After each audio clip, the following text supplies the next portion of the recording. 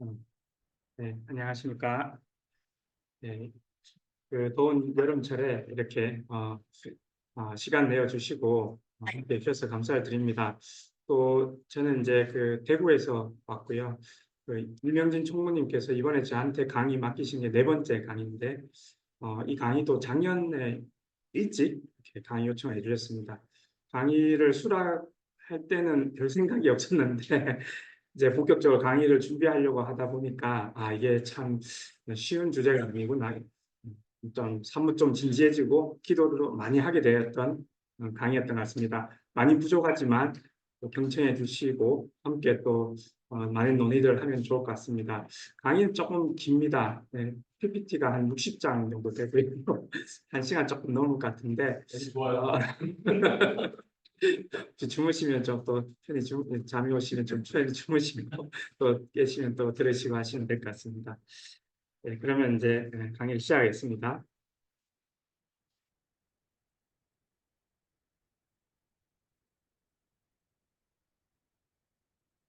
예, 목차는 위와 같습니다.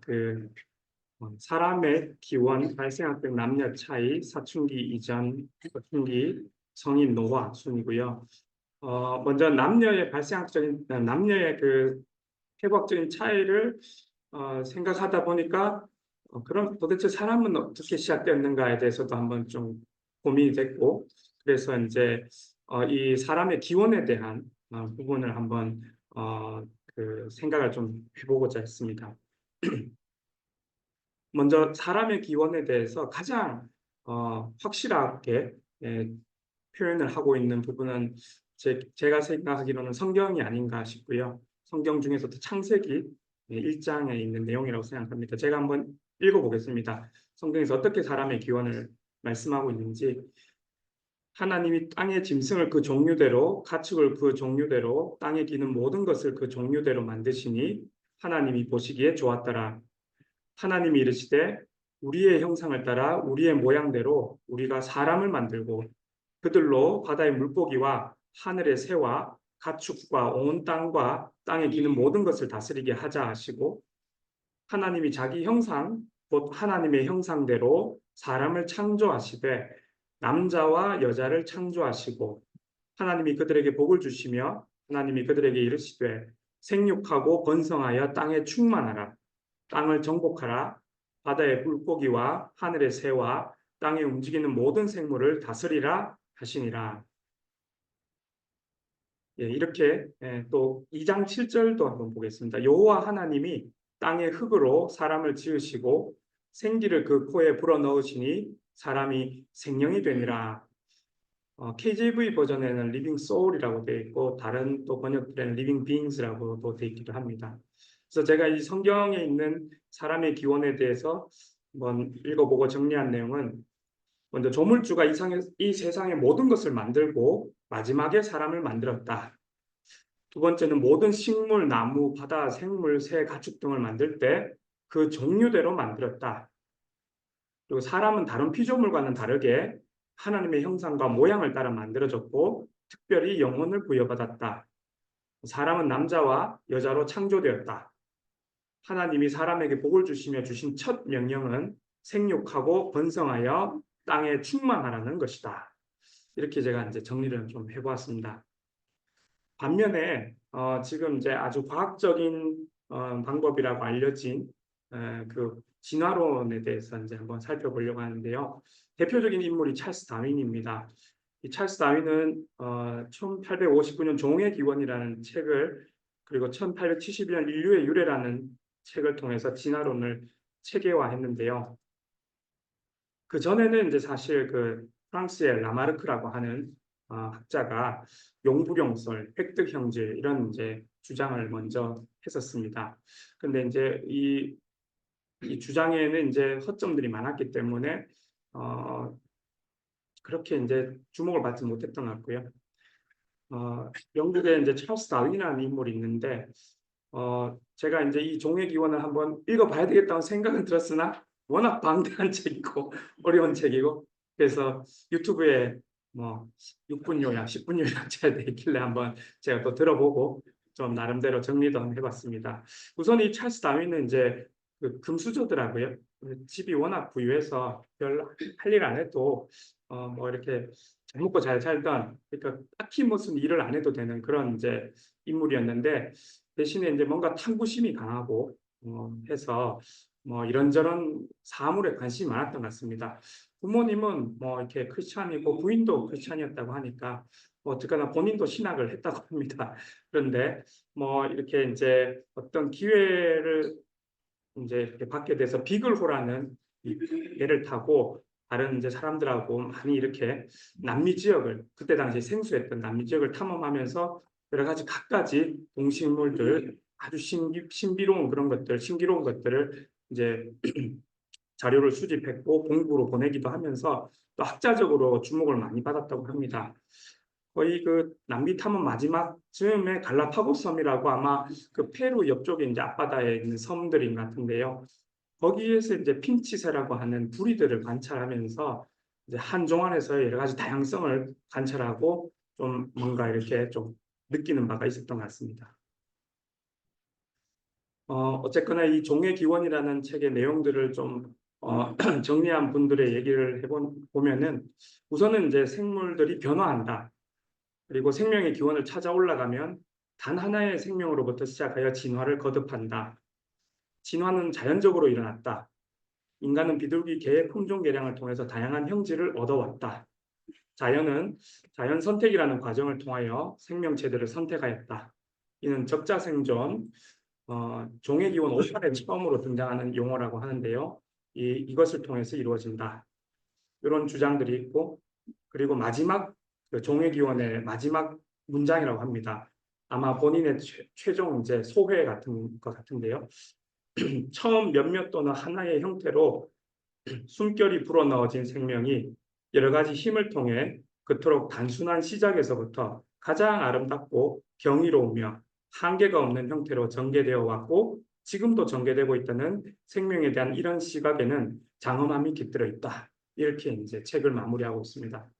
그래서 제가 이걸 읽으면서 든 생각은, 오히려 이 종의 기원을 책을 통해서 찰스 다윈은 오히려 이 절대자의 존재에 대해서 오히려 더욱더 느끼고 있는 건 아닐까, 그런 생각마저도 드는 그런 소회였습니다.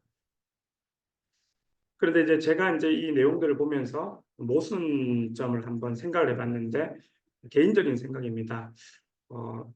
먼저는 이제 생명의 기원에 대한 설명을 못합니다. 증명도 불가능하고요. 두 번째는 이제 우리가 흔히 잘 알고 있는 기본적인 원자라고 하는 탄소, 수소, 산소, 질소 같은 이런 원자에서 어떻게 분자, 부자로 결합되고 진화가 되어 가는지를 설명할 수가 없습니다. 그리고 이런 것들이 뭉쳐지고 이렇게 구조화된 것이 유기물이라고 하는데, 이 유기물에서 어떻게 생명체로 이렇게 되는지, 비롯되는지 설명을 할 수가 없습니다.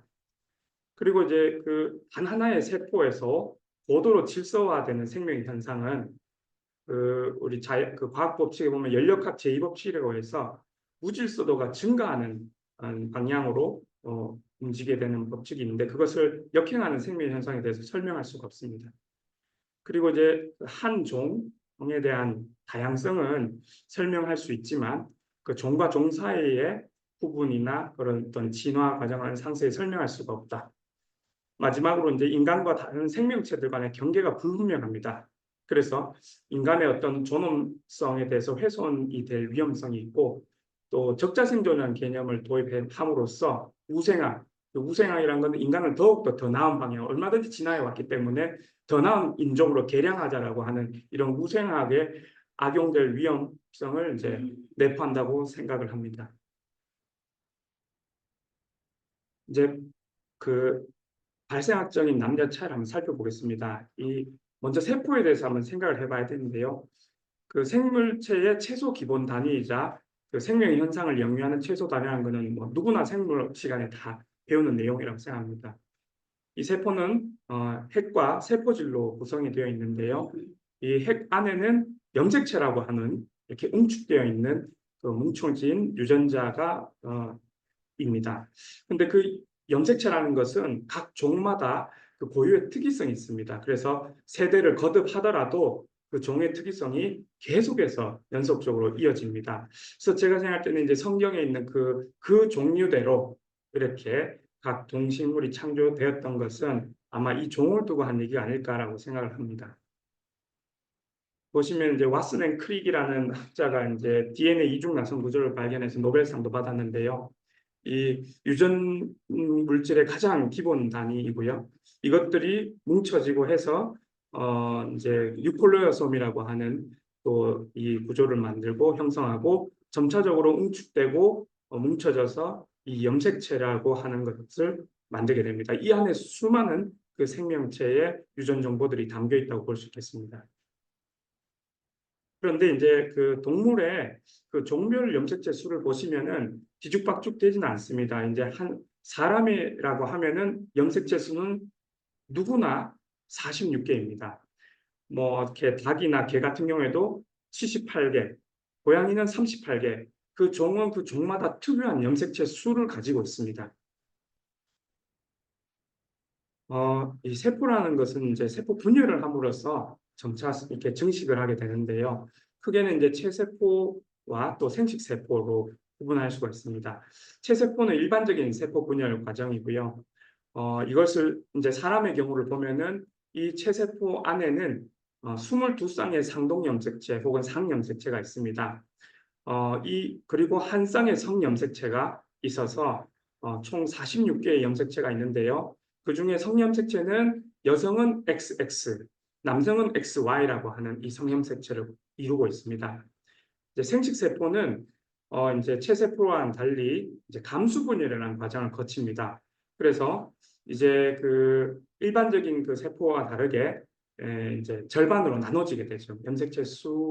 염색수가 절반 나눠지고 성염색체도 X 또는 Y, 또 여성의 난자 난세포에는 X밖에 이 성염색체가 없게 됩니다. 그림을 보시면요, 이 모세포에서 체세포 분열과 감수 분열의 차이점을 이제 보여주고 있는데, 먼저는 DNA 복제가 일어나고 체세포 분열 같은 경우에는 그 복제된 염색체들이 적도면에 배열된 다음에 분리되면서 모세포와 동일한 딸세포 두 개를 만들어내게 됩니다. 반면에 감수 분열은 모세포에서 DNA 복제가 일어나게 되면은 이제 쌍을 이룬다 하고요. 이 쌍을 이룬 것들이 적도면에 배열이 되면서 감수 분열이 두 차례 거쳐서 일어납니다. 그래서 한 번 갈라지고 또 한 번 더 갈라져서 이제 한 개의 모세포로부터 네 개의 딸세포로 이렇게 만들어지게 되고, 정자 같은 경우에는 이 세포 분열을 통해서 네 개의 정자를 만들어내지만 난자 같은 경우에는 첫 번째 감수 분열 때 둘 중에 하나는 극체라고 해서 태화가 되고, 또 두 번째 감수 분열 때도 또 둘 중에 하나는 태화되기 때문에 한 개의 모세포로부터 한 개의 난자가 형성되는 그런 모양을 보입니다. 그래서 이제 인간 남녀의 성별에 따른 핵형을 보시면은 이 크기에 따라서 제일 큰 것을 1번, 점점 작아질수록 22번까지 이 22쌍의 상동 염색체를 가지게 되고, 남자는 성염색체로 XY, 여성은 XX 이런 이제 성염색체를 가지게 됩니다.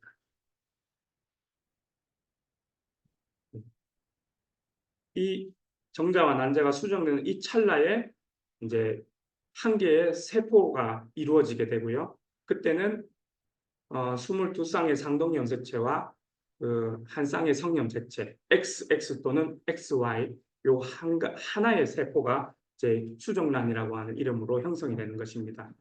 이 수정란이 점차적으로 나날이라는 과정을 통해서 세포 분열을 하고 배아로 이제 되는데, 이렇게 세포 수가 점점 늘어나게 됩니다. 그런데 그 세포 안에 있는 모든 각 세포마다 성염색체는 모두 동일합니다. 반면에 이제 이 간성이라고 불려져 왔던 부분이 있는데요. 이 터너 증후군이라고 들어보셨을 겁니다. 지금 15세 소녀의 사진인데 자세히 보시면 이제 뭐 이렇게 위에는 목이 이렇게 갈피 같은 게 보이실 거예요. 밑에는 이제 그거를 수술하고 이제 수술한 다음의 모습입니다. 익상경이라고 해가지고 이 물갈퀴 모양의 이제 이 목에 피부 주름이 있고 키가 작고 지능이 조금 낮고 이런 이제 여성이지만 좀 불완전한 모습에 보이는 이런 현어 증후군이 있습니다. 이런 경우에는 이제 성염색체 이상 질환이라고 볼 수가 있겠고, XX 두 가지가 없고 X 하나의 염색체밖에 없기 때문에 충분한 여성으로서의 성발달이 되지 않았기 때문에 이런 외양을 보인다고 볼 수가 있습니다.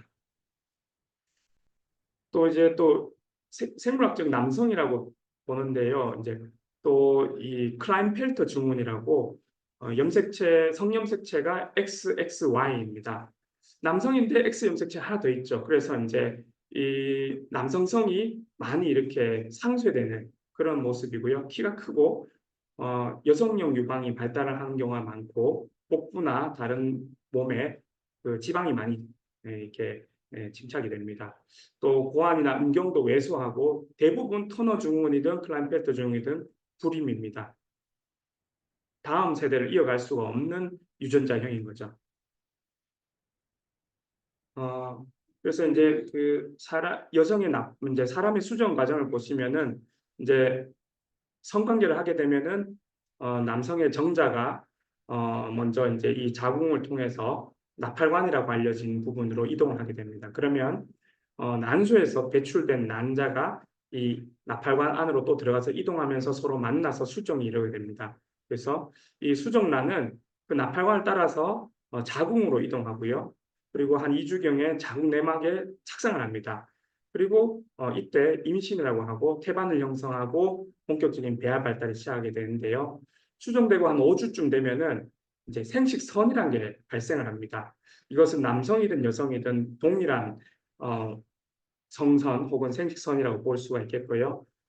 이것이 이제 어떤 호르몬의 영향을 받느냐, 남성 호르몬의 영향을 받느냐 아니냐에 따라서 남성의 성기랑 구성물로 이제 분화가 되느냐, 아니면 여성으로서 분화가 되느냐 하는 것이고요.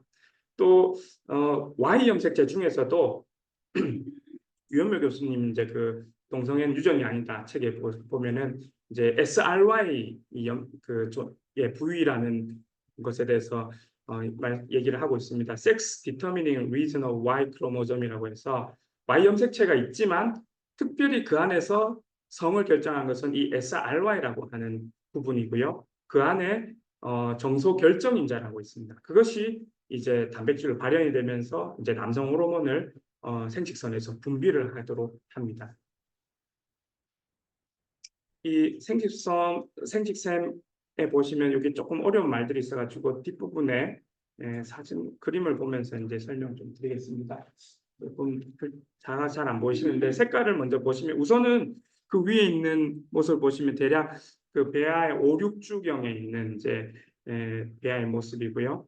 이 중간에 회색 알처럼 생긴 것이 생식샘입니다. 고나드라고 하고요.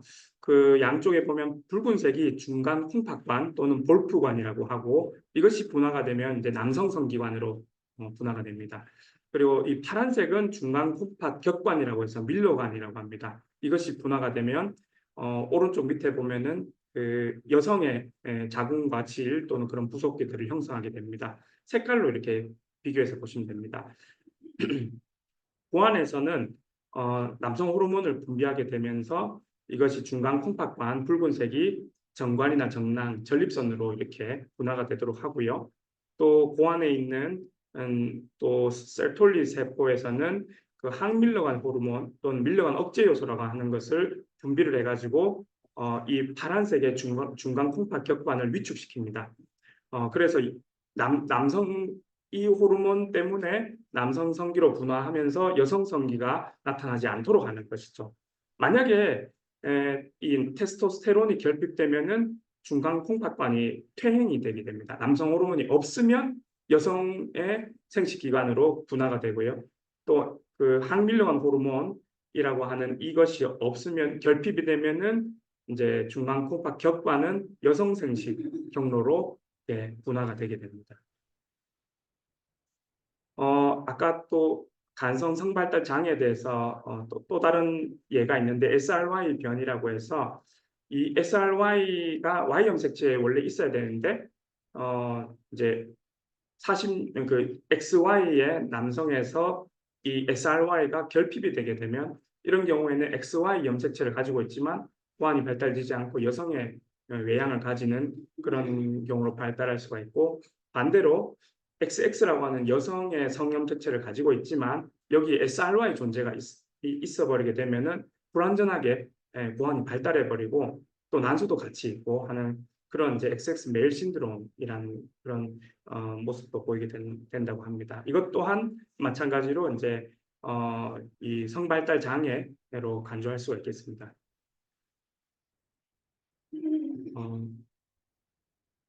이 그림을 보시면요, 이제 상동기관이라고 해서 처음에 이 8주차 때는 남성과 여성의 구분이 모호합니다. 생식기 결절이라고 하는데요. 이게 파란 색깔로 이렇게 톡 붉어진 부분입니다. 그런데 이제 이것이 남성 호르몬의 영향을 받게 되면은 이게 색깔로 구별해 놨는데요. 노란색의 기두 부분은 성분화가 되면서 남성의 기두, 또 여성으로서는 음액으로, 또 파란색의 결절 가쪽 부분은 이제 남성에서는 음경으로, 여성에서는 음액 몸통으로, 또 빨간색의 비뇨생식 주름은 남성에서는 요도로, 여성에서는 소음순으로, 그리고 보라색의 음순, 음낭, 윤기는 남성에서는 음낭으로, 여성은 대음순으로 이렇게 이제 분화가 됩니다. 고환 내림이라는 개념은요, 이 생식샘이 한 11주차가 되면은 남성 호르몬의 영향을 받아서 고환으로 변환이 되는데요. 이 고환이 복강내에 있다가 이제 태아가 한 8개월쯤 되면은 이 고환이 이제 자기 위치로 내려오는 현상을 말합니다. 예, 사춘기 앞에 좀 어려운 내용들을 보신 것 같네요. 이제 사춘기 이전에 이제 남성을 보시면은 우선은 태어날 때 남성은 남성으로서 1차 성징을 가지고 태어납니다. 초음파를 해보면 대략 한 15, 16주 경에 남자다 아니다 판단을 어느 정도 할 수가 있겠죠. 그리고 생식세포는 고환에 분포되어 있고요. 사춘기 전까지는 정자가 발생되지 않습니다. 그래서 남성의 성징은 있지만 성적 기능은 없는 그런 상태입니다. 여성의 경우에도 태어날 때 1차 성징을 가지고 태어나는데요. 난자 발생은 난소에서 일어나고 출생 전에 이미 난자 발생은 진행이 되고 있습니다. 그래서 뭐 이런 분화 과정들을 거치게 되고 발생 7개월 때에는 모든 1차 남모세포라고 하는 것이 1차 감수 분열을 시작하고 대부분 원시 남포를 형성을 한다고 합니다. 그래서 출생할 때는 이런 이제 남포들의 수는 대략 한 40만 개, 또 많게는 뭐 100만 개 이상도 보기도 합니다. 사춘기가 되면은 남자아이들은 한 10에서 12세, 여자아이들은 8에서 10세로 한 2년 정도 빠른데요. 이 시상하부 뇌에 보면은 중간 부위에 변연계라고 있습니다. 이때 여기에 시상하부라는 곳에서 성선 자극 호르몬, 분비 호르몬이라는 걸 분비를 하기 시작을 하고요. 그러면 이것이 이제 밑에 있는 뇌하수의 전엽을 자극을 합니다. 그럼 거기서 성선 자극 호르몬이 분비합니다. 우리가 FSH, LH라고 이제 들어봤던 그런 호르몬들이고요. 이것이 여아의 그 생식샘인 난소를 자극하면은 에스트로겐이나 프로게스테론 같은 여성 호르몬을 분비를 하고요. 남아에게는 정소를 자극하면은 테스토스테론을 분비를 합니다.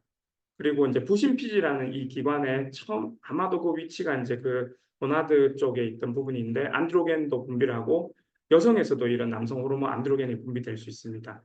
남성에서도 이 테스토스테론이 변환되어서 여성 호르몬으로 변환될 수가 있습니다. 일부지만 이 성호르몬에 의해서 이때 이 사춘기 때가 되면 이 성호르몬들이 양이 굉장히 늘어납니다. 그럼으로써 2차 성징이 나타나게 됩니다. 사진이 그리 예. 여기는 이제 이 콜레스테롤로부터 해가지고 어떻게 이제 프로게스테론 또 안드로겐, 에스트로겐 이런 이제 호르몬들로 변환이 되는가 하는 그림들 유기 구조입니다. 네, 보시면 오른쪽 아래 보시면 제일 큰 글자 테스토스테론이라고 있는데요. 요것과 안드로스테네디온이라고 위에 있는 것들 또 여러 가지 그런 합성 물질 통칭해서 안드로젠이라고 하고 이 테스토스테론은 이 에스트론이나 에스트라디올로 여성 호르몬으로 일부 변환될 수도 있습니다. 방향화라는 그런 과정을 통해서 될 수 있고 또 테스토스테론이 밑에 디하이드로테스토스테론이라고 하는 이제 물질로 바뀔 수도 있는데 뭐 이런 것들이 이제 뭐 남성 탈모나 전립선 비대를 유도하기 때문에 요것을 억제하는 약들이 이제 개발돼서 대중화되고 사용되고 있습니다. 사춘기가 되면 남성은 2차 성징이 일어나는데 키가 커지고 근육이 증가하고 남성적인 체격이 나타납니다. 고환과 성기가 커지고 또 음모와 액모가 커지고 새끼고 턱 수염 등이 나타납니다. 변성기도 오고요. 정자를 생산하기 시작하고 성욕이 발생합니다. 자연발기나 사정, 몽정이 가능합니다. 여성의 경우에는 음모, 액모 발생하고 또 여성적인 음성, 골격이 또 여성화됩니다. 지방률이 증가해서 유방이나 둔부가 발달하고 또 음순이 발달하고 난자가 생산되기 시작합니다. 대체로 이제 평균적으로 12.7세 첫 월경이 시작된다고 하는데요. 이제 첫 월경 주기에는 이제 무배란 월경 주기입니다. 한 1년에서 1년 반 정도 월경을 하게 되면 그래서야 이제 임신이 가능한 그런 배란이 일어나게 되고요. 이 경우에도 성욕을 느낄 수 있습니다. 이제 좀 자세한 좀 세부적인 내용이 되는데 이 고안을 보시면은 정자가 생성되는 장소이고 여기서 남성 호르몬도 합성하고 분비합니다. 길이가 한 4에서 5cm 정도 되고요. 음낭 내에서 고안은 기다란 정삭이라는 끝에 매달려 있습니다. 이 안에 내부적으로 보시면은 이제 복잡하게 이렇게 얽히고 설키고 곱슬곱슬한 모양을 보이고 있는데 이 곱슬 정세관이라는 곳에서 정자들이 생성이 되고 남성 호르몬도 생성이 됩니다. 그래서 이제 점점점 성숙이 되면서 이동을 하게 되는데 이 조금 불룩한 모양의 이 부분 부고안에서 더욱더 성숙하고 성장해서 정관을 따라서 이동을 하게 됩니다. 어, 자세한 내용들은 조금 넘어가도록 하겠습니다. 예, 음경인데요. 음경은 또 성교시 발기되어 여성의 질에 삽입되는 장기이고요. 소변도 배출이 되고 정액도 배출되는 기관입니다. 그리고 귀도 몸통 뿌리 세 부분으로 구성이 되어 있고요. 음경 몸통은 발기성 해면 조직이고요. 또 이 부분은 이제 요도 해면체 하나, 음경 해면체 두 개로 음경의 대부분을 차지하고 있습니다. 음낭은 아까 보셨다시피 고환, 부고환, 정관 등을 담고 있습니다. 구충의 섬유 근육성 피부 주머니고요. 다음은 여성의 생식기관입니다. 난소인데요. 난소는 그 여성의 생식세포인 난자와 또 여성 호르몬인 에스트로겐과 프로게스테론을 생산하는 한 쌍의 여성 생식기관입니다. 성인 난소 길이는 한 3cm 되고요. 폭은 2cm, 두께는 1cm. 끝이 좀 뾰족한 타원형 구조라고 합니다. 성인이 된 후부터 폐경기까지 난소는 약 28일을 주기로 주기적인 변화가 조직에 일어나고 난소 주기의 시작일로부터 대개 한 14일에 배란이 일어납니다. 배란이라는 것은 난자가 난소벽을 뚫고 골반 안으로 배출되는 현상이고요. 그리고 배란되고 남은 그 성숙 남포의 부분은 황체라고 변환됩니다. 거기서 프로게스테론이라는 호르몬을 분비하고 이것은 자궁 내막을 배아의 착상이 잘 되도록 조직을 변화시키는 역할을 합니다. 그리고 배란된 난자는 약 24시간까지 수정 능력을 보유합니다. 그래서 배란 당일이나 배란 전 이틀에 성교를 해야지 수정이 가능합니다. 다음은 자궁관인데요. 이제 우리가 흔히 나팔관이라고 알려져 있습니다. 난관이라고도 하고요. 이 자궁에서 시작해서 난소와 이 연결된 한 10에서 12cm의 한 쌍의 근막성 관입니다. 이 자궁 속으로 난자나 수정란을 운반하는 통로가 되고요. 이 자궁관의 깔때기 끝에 있는 자궁관술이라고 이렇게 뭔가 이렇게 좀 약간 너덜너덜하다기보다는 이렇게 뭔가 이렇게 뻗쳐져 있는 그런 모양들이 있는데, 예, 그 자궁관술의 운동을 통해서 배란된 난자를 자궁관 속으로 들어오게 합니다. 그리고 나서 그 자궁관 이 나팔관 안에서 난자와 정자의 결합이 일어나고 수정이 됩니다. 이 수정된 수정란은 계속 이동해서 자궁 내벽에 착상을 하고요. 그때를 임신이라고 합니다. 간혹 이 수정란이 자궁 내막으로 이동하지 않고 자궁관 안에 나팔관 안에서 이제 착상을 해가지고 계속 발생을 하는 경우가 있는데 이런 경우에는 이제 자궁의 임신이라고 해서 통증이 매우 극심하기 때문에 이거는 이제 수술적 제거를 해줘야 됩니다. 다음은 자궁입니다. 그림을 보시면 앞쪽에 방광하고 이쪽에 이제 고창자, 직장 사이에 중간에 놓여 있습니다. 두껍고 또 내강이 있는 근육성 기관인데요. 이 태아의 건강한 성장을 위해서 잘 보호되고 또 체온도 잘 유지되도록 뱃속 깊이 정중앙에 위치해 있습니다. 조롱박 모양이고 길이가 약 한 7cm 혹은 약 3.4에서 4cm, 두께는 한 2.5cm. 그런데 이것이 임신을 하게 되면은 길이는 10배까지도 커진다고 합니다. 점막층과 근육층, 장막층으로 되어 있고요. 자궁 경부는 성감을 못 느끼는 부분입니다. 그리고 내벽 점막층에는 수정 라인 작성할 수가 있고 이 근육층은 분만 시에 수축해서 태아를 밀어내는 역할을 합니다. 네, 월경은 잘 아시는 내용이니까 넘어가겠습니다. 질 입구와 자궁을 연결하는 길이 7에서 9cm의 통로입니다. 그 여성이 섰을 때 수평에서 위를 향해서 약 45도 각도를 이루고 있고요. 성교 중에 음경을 받아들이는 기관이고 또 월경 중에 떨어져 나오는 자궁 속막이 빠져나오는 출구입니다. 출산 시에는 그 질 점막 주름이 펴져서 질이 크게 확장되어 아기가 자궁에서 밖으로 나오는 통로가 됩니다. 점막과 근육으로 이루어져 있고 섬유질로 외부 인체 조직과 연결되어 있습니다.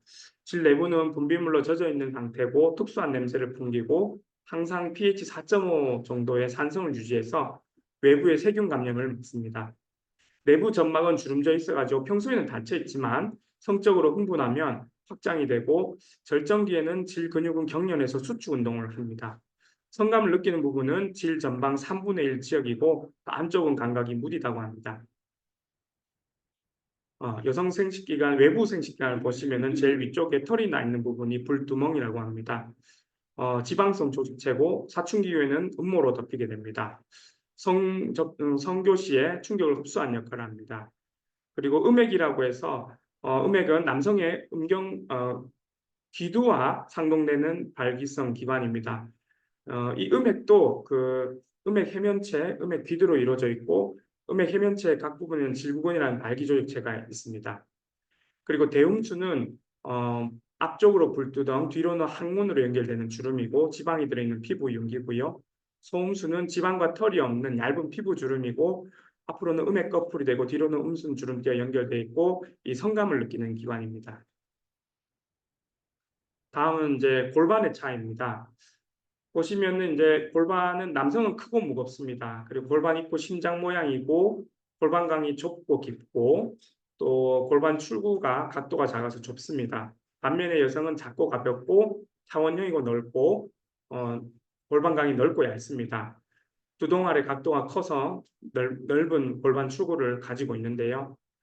어, 사진을 잘 못 찍어서 제가 좀 확대 좀 봤으면 좋겠다 싶습니다. 좀 모식도를 보시면은 왼쪽에 남성의 이제 그 골반을 보시면 모양이 이 골반의 모양의 심장 모양을 하고 있고 여성은 타원형의 모양을 가지고 있습니다. 남성의 골반에 비해서 여성의 골반이 좀 더 넓고 이 짧은 그런 모양입니다. 이런 모양은 이제 출산을 할 때에 중요한데요. 이 태아의 머리가 빠져나올 수 있느냐 없느냐가 굉장히 중요합니다. 그래서 남성의 골반을 가진 경우라면은 태아가 분만 시에 굉장히 큰 문제가 생길 것이고 사실 거의 분만이 불가능한 골반의 형태라고 볼 수가 있습니다. 반면에 여성의 골반은 태아가 머리가 잘 지나갈 수 있게끔 그런 이제 골반 출입구를 가지고 있습니다. 다음은 가슴인데요. 유방은 남녀 모두에게 존재하지만 남성은 기능을 상실한 흔적기관입니다. 여성에서는 유즙을 분비하는 부속 성기관인데요. 유방 속에 젖샘이 들어있고요. 젖을 생산합니다. 이렇게 한쪽 유방에 한 15에서 20개 정도 엽으로 이어진 샘 조직이 들어있고 엽에서 나온 젖을 배출하는 분비관은 임신기에 고농도 에스트로겐과 프로게스테론으로 인해서 젖샘과 그 분비관이 발달합니다. 그래서 임신 때는 유방이 더 커지게 되는 것입니다. 출산 후에 그 젖샘이 첫 며칠 동안 초유라고 불리는 액체를 생산하는데 여기에 단백질과 젖당이 들어있지만 지방은 거의 없습니다. 그 내하수체 전엽에서 분비되는 프롤락틴이 출산 후에 젖 생산을 자극합니다. 그리고 출산을 하면 한 셋째 날부터 젖이 생산된다고 합니다. 그리고 아기가 젖꼭지를 빨면은 반사작용을 해서 프롤락틴과 옥시토신이 그 내하수체로부터 분비가 되는데요. 이 옥시토신도 젖이 젖샘으로부터 분비관으로 분출되도록 자극을 합니다. 다음 뼈입니다. 대체로 보시면은 남성의 뼈가 크고 무겁고 강하고 넓습니다. 길고 여성의 뼈들은 되게 작고 가볍고 부드럽고 얇습니다. 신장은 여성의 키는 대개 18세까지 자라고요. 남성은 20세까지 자랍니다. 그래서 군대 갔는데 키 커서 왔어요 하는 그런 얘기들이 가능한 겁니다. 그 사춘기 때 급성장기가 일어나는데 여성은 9에서 13세, 남성의 경우에는 13에서 15세에 급성장기를 가지게 됩니다. 피하 지방을 보시면은 그 생후 9개월부터 6에서 8세까지 지방 축적이 이제 감소하고 감소 속도는 여자의 경우가 남자애보다 느려서 여자애들이 지방을 더 많이 갖게 됩니다. 그리고 7살부터 지방 축적이 다시 일어나고 사춘기 때 소년의 경우에는 사지의 지방은 감소하고 20대 후기까지 이르고요. 소녀의 경우에는 팔다리 지방이 약간 증가하고 감소하지는 않는다고 합니다. 그리고 몸통의 지방은 소년의 경우 증가하지 않고 소녀의 경우는 꾸준히 증가해서 유방, 어깨, 하복부, 대퇴부에 지방이 축적되게 됩니다. 사춘기 이후에도 남성의 경우에는 지방 축적이 여성처럼 잘 일어나지 않고 주로 앞쪽 복벽에 지방이 쉽게 축적됩니다. 후두나 성대를 보시면 남성의 구도가 여성보다 더 크고 또 무게가 더 무겁습니다.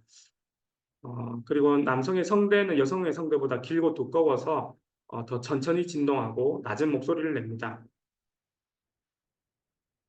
망막 시세포라고 망막 시세포층에 대해서 남성의 경우 망막에 분포한 시세포층 여성보다 더 두껍다고 합니다. 그리고 여성의 경우에 망막에 M세포라고 하는 것이 있어가지고 색깔이나 질감, 감지 능력이 남성보다 더 뛰어나다고 합니다. 남성의 경우에는 P세포가 많아서 움직임을 잘 포착하고 움직이는 사물의 방향이나 속도를 여성보다 더 예민하게 감지한다고 합니다.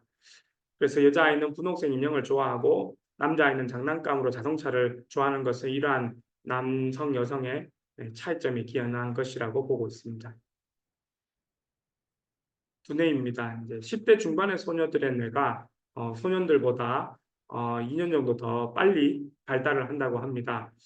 행동이나 공부, 사회성에서 남녀 차이를 이제 보이게 되는데요.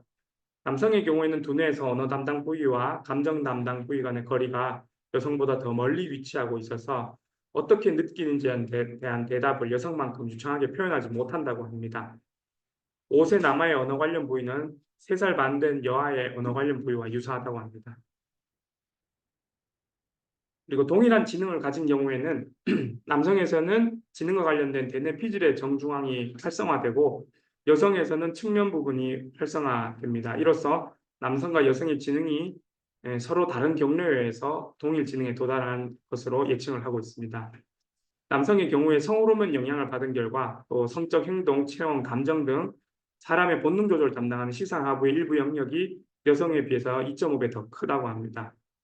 여성은 공감 능력이 뛰어나고 남성은 체계화 능력이 더 뛰어나서 남녀 차이를 뚜렷하게 보이는데 이는 뇌구조의 남녀 차이로부터 기인한 것으로 추정됩니다.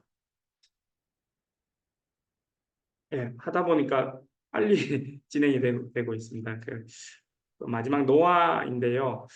남성 갱년기입니다. 테스토스테론 분비는 20세에 약 하루에 70mg씩 분비되다가 30세가 되면 정점을 찍는다고 합니다. 그리고 매년 1%씩 그 분비가 감소해서 발기나 사정 능력이 감퇴하고 정자수나 정액의 양도 감소를 합니다. 그 폐경기에 해당하는 극적인 신체 변화는 없지만 성욕이 감퇴하고 피로하고 뼈, 근육, 신경계 등의 신체 전반에 노화 현상이 일어나고 복부 비만 등이 나타날 수 있습니다. 그 정신적으로 우울하거나 신경과민, 기억력 감퇴, 정신집중력 저하, 불면 등이 나타날 수 있다고 하고요. 남성 호르몬이 감소하니까 다소 여성화되는 면이 있다고 합니다. 여성의 갱년기는 난포가 한 1000개 이하일 때 시작된다고 하는데요. 난포가 그 에스트로겐과 프로게스테론을 덜 분비하면서 자궁이나 질 유방이 위축됩니다.